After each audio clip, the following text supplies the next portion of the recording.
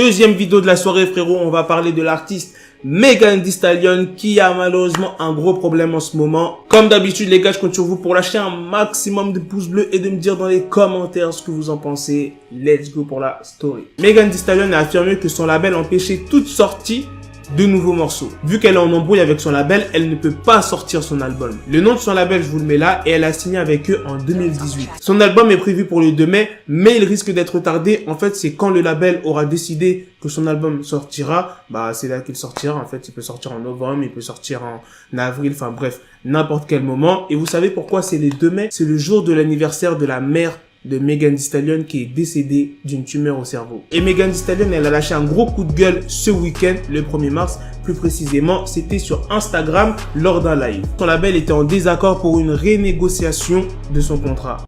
When I signed, I didn't really know what was in my contract. I was young, I think I was like 20. And I didn't know everything that was in that contract. So when I got with Roc Nation, I got management, real management. I got real lawyers. And they was like, do you know that this is in your contract? And I was like, oh, damn, that's crazy. No, I didn't know. So I'm not mad at 1501. I wasn't upset because I'm thinking in my head, oh, well, everybody cool. We all family. It's cool. It's nice. Let me just ask them niggas to renegotiate my contract. As soon as I said I want to renegotiate my contract, everything went left. Elle dit lors de son live, je ne savais pas vraiment ce qui était dans mon contrat, j'étais jeune. Je pense que j'avais 20 ans. Donc, quand j'ai rejoint Roc Nation, j'ai eu un management, du vrai management et des vrais avocats. Ils me disaient, savez-vous que cela est dans votre contrat? Et je me disais, oh, putain, c'est fou. Non, je ne savais pas. Je n'étais pas fâché avec mon label parce que je pensais, tout le monde est cool, nous tous la famille, c'est cool, c'est bien, je vais juste leur demander de renégocier mon contrat. Dès que je leur ai demandé de renégocier mon contrat, alors maintenant, ils me disent que je ne peux sortir de morceaux.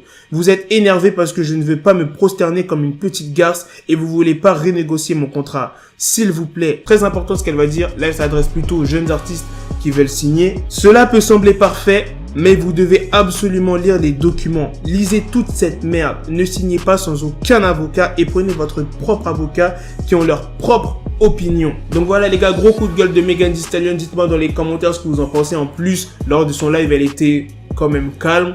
Je pense que ça aurait été un autre artiste qui lui serait vraiment plus énervé, tu vois. Elle était énervée, ça se voyait, mais elle se contenait. Donc dites-moi ce que vous en pensez et j'espère que vous avez kiffé les vidéos de la soirée. Et on se retrouve demain matin pour une nouvelle vidéo sur Kobe Bryant. Il y a des images qui ont été dévoilées du crash d'hélicoptère à 10h30 plus précisément. À demain les gars.